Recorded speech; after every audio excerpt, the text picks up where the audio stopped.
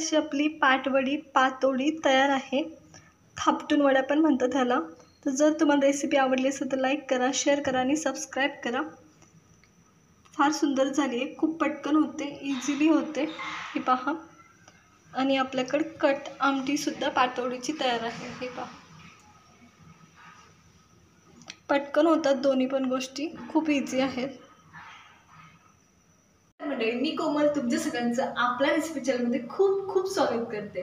तर आज आपण खूप ट्रेडिशनल, खूप पारंपरिक महाराष्ट्रीयन रेसिपी पाहणार आहोत। ती म्हणजे पातोड्या, पाटवड्या किंवा थापटून केलेल्या वड्या। बेसनाच्या असतात, खूप पटकन होतात। तर आपण वड्या कशा करायच्या ते पण पाहणार आहोत आणि त्याच्यासोबत केला जाणारा रस्सा कसा करायचा ते पण पाहणार आहोत। चला तर मग रेसिपीला सुरुवात करूया।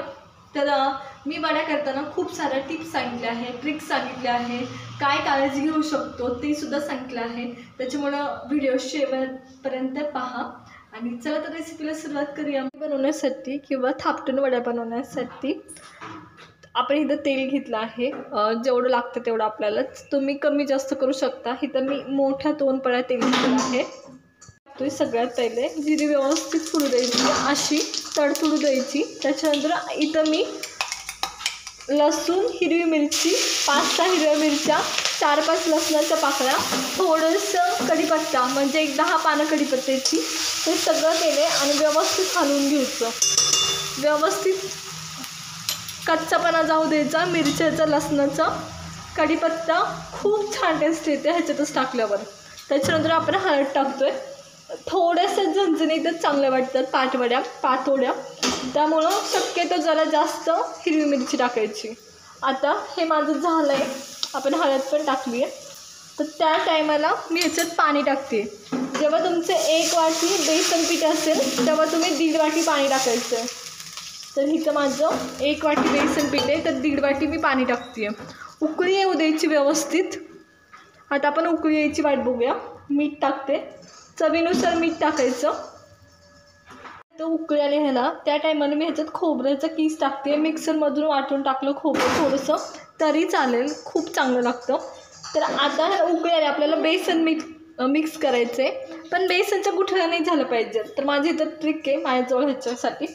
हे काय करायचं, सरळ ह्याच्यात काढून घ्यायचं सेपरेट पाणी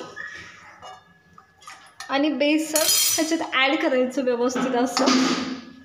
आणि बेसनाचं जसं आईस्क्रीमचं बॅटर असतं, आपलं बॅटर असतं त्याप्रमाणे व्यवस्थित त्याचं काय करायचं, पूर्ण असं मिक्स करून घ्यायचं। म्हणजे काय होतं ना, खाली सगळ्या गुठळ्या मोडून जातात आणि एकदम व्यवस्थित गुठळ्या न होता वड्या होतात। तर मी आता व्यवस्थित मिक्स करून घेणार आहे। थोडं थोडं पाणी टाकायचं म्हणजे गुठळ्या होत नाहीत। बॅटर व्यवस्थित झाले, गुठळ्या न होता। त्या टायमाला आपण काय करणार, जे तुम्हाला गुठळ्यासारखं दिसते ते नारळ आणि हे आपलं कढीपत्ता वगैरे ते ऑलमोस्ट मी सगळ्या गुठळ्या मोडल्यात ह्याच्यातला। तर आता काय करायचं, हे जे आपलं पाणी आहे ना राहिलेलं, आपण त्याच्यात मिक्स करून घेणार आहोत। त्याने काय होणार आहे माहिती का, अजिबात गुठळी होणार नाही वडी होताना आणि व्यवस्थित मिक्स होणार आहे। जोपर्यंत शिजत येत नाही तोपर्यंत कंटिन्युअसली हलवत राहायचं आपल्याला। आणि हे खूप छान होतात, अजिबात एक पण गुठळी होत नाही। सगळं पीठ काढून घ्यायचं, आता घालून घ्यायचं जोपर्यंत थिकनेस येत नाही पिठाला तोपर्यंत। तर आता हे कंटिन्युअसली टर्न करायचं पिठाला जोपर्यंत थिकनेस येत नाही तोपर्यंत।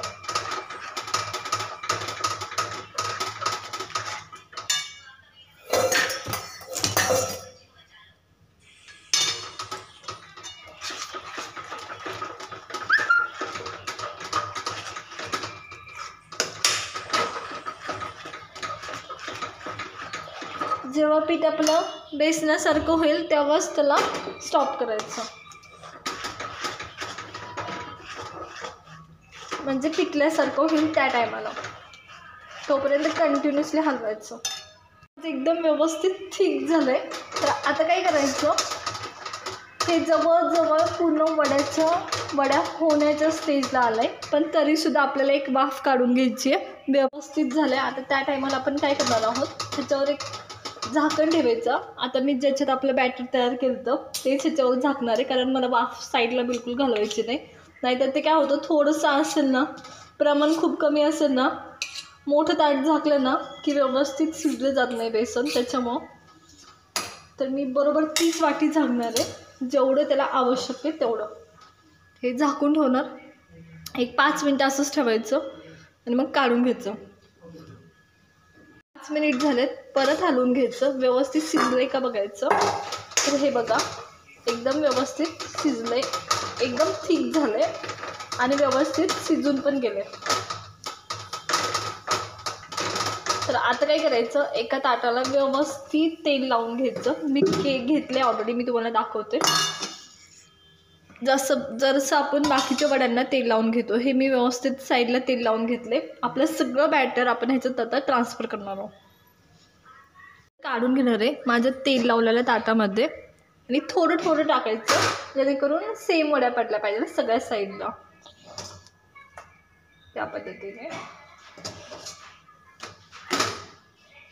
आता काय करायचं, पाण्याचा हात घ्यायचा आणि पसरायचं. पाण्याच्या हातामुळं काय होतं, व्यवस्थित पसरता येतं आणि भाजत नाही हाताला. त्याच्यामुळं पाण्याचा हात घ्यायचा शक्यतो आणि सगळ्या साईडने व्यवस्थित पसरून घ्यायचा एकसंध. खूप मोठं पण नाही, खूप पातळ पण नाही, खूप जाड पण नाही. या पद्धतीने व्यवस्थित सगळीकडे पसरून घेतलंय. त्या टायमाला आपल्याला थोडंसं खोबरं चांगलं दिसावं आणि टेस्ट यावी म्हणून ऑलरेडी आपण ह्याच्यात टाकलेलं आहे. थोडीशी कोथिंबीर, एकदम थोडी. आता काय करायचं, आपण भाजी करणार आहे तोपर्यंत आपल्याकडे वेळ आहे म्हणून ह्याच्यावर याच मापाचं ताट झाकायचं. वाफेत अजून व्यवस्थित वाफलतात ह्या वड्या आणि थंड झाल्यावर आपण कट करणार आहोत. आता आपण ह्या चिटकलेल्या ह्याचं काय करायचं, तर इथं मगाचंच भांडं आहे माझ्याकडं, आपण त्याच्यावर झाकलेलं, त्याला ऑलरेडी बेसन पीठ लागलेलं होतं. तेच पाणी आपण ह्याच्यात ओतायचं, एक उकळी काढायची आणि हेच पाणी आपण भाजीसाठी वापरणार आहे. ऑलमोस्ट उकळी येत आलेली आहे. त्या टायमाला आपण काय करायचं, काढून घ्यायचं. ह्याने काय होतं माहिती का, आपलं जरासुद्धा काही वाया जात नाही कुठलीच गोष्ट, आणि मेन म्हणजे भांडंसुद्धा स्वच्छ निघतं. जे परत धुवायला खूप त्रास होतो ते भांडं खूप स्वच्छ निघतं. त्यामुळे जेव्हा पण तुम्ही अशा वड्या कशात पण कराल तर सरळ ही ट्रिक वापरायची. आता मी हे साईडला काढून घेते. आपलं भांडं एकदम स्वच्छ निघालं आहे, जरासुद्धा बेसन कुठं नाही राहिलं. आता ह्याच्यातच आपण भाजीची तयारी करणार आहोत. कढई गरम आहे, त्या टायमाला आपण नाही का लसूण आणि खोबरं मी भाजून घेणार आहे. लसूण नंतरून टाकला तरी चालेल, खोबरं जस्ट थोडं थोडं त्याला डाग लागले पाहिजे अशा पद्धतीने भाजायचं. ओलं खोबरं आहे इथं, मी ओलं घेतलं आहे, तुम्ही सुकं घेतलं तरी चालेल, सुक्याची पण भाजी फार सुंदर होते. तर हे घ्यायचं व्यवस्थित करून. ऑलमोस्ट माझं झालं आहे भाजून, तर हे साईडला काढून घेणार आहे मी आता. थोडंसं तेल टाकायचं लसूण भाजताना, एकदम किंचितसं न कळत. झालं आहे, मी साईडला काढून घेते आता. झालं आहे, मी हा पण साईडला काढून घेते आता. आता हे सगळं थंड होऊ द्यायचं आणि मिक्सरमधून वाटून घ्यायचं. पण वाटण करताना आपण कांदा, खोबरं आणि लसूण भाजून घेतले. हवं असेल तर तुम्ही अद्रकसुद्धा टाकू शकता. पण ह्या व्यतिरिक्त 2 गोष्टी अजून ॲड करायच्या, त्या म्हणजे कोथिंबीर आणि कढीपत्त्याची पानं. एक 4-5 कढीपत्त्याची पानं आणि कोथिंबीर. चला, मी मिक्सरच्या भांड्यात घेतलं आहे माझ्या, ज्याच्यात मी माझं लसूण मिरची वाटलं होतं त्याच्यातच घेतलं आहे. आणि आपण कोथिंबीर टाकणार आहोत, ॲड करणार आहोत वरनं. आपल्याला सुरुवात करणार आहोत. तर इथं मी तेल गरम करायला घेतलं. आपलं तेल गरम झाले माझं व्यवस्थित. त्या टायमाला आपण थोडीशी जिरी पहिल्यांदा सगळ्यात पहिले व्यवस्थित तडतडू द्यायची. त्याच्यानंतर वाटलेला सगळा मसाला, तर मी इथं हे वाटलेला मसाला ॲड करते. गॅस बारीक करायचा, नाही तर करपून जातो.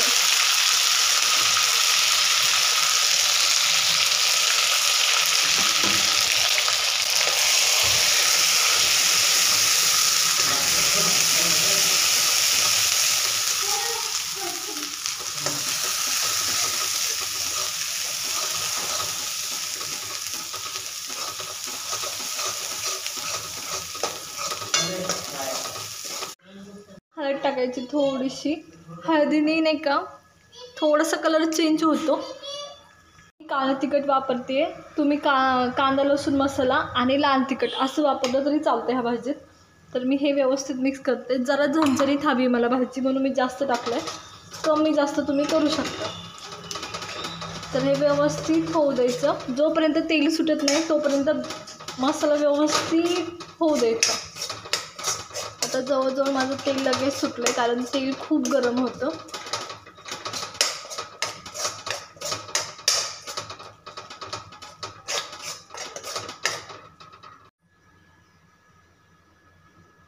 टाकून घेतलंय. जेव्हा पाणी टाकत होते तेव्हा माझं शूट करायचं राहिलंय. गरम पाणी टाकलंय, थंड नाही. गरम पाणी टाकायचं व्यवस्थित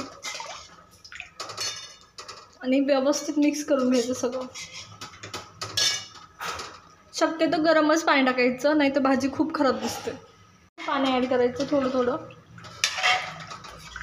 एक उकळी येऊ द्यायची. उकळी आली की आपली भाजी तयार आहे. काढून घ्यायची आणि सर्व करायची. आता मी व्यवस्थित कट करून घेणार आहे. एकदम व्यवस्थित कट करून घ्यायचं.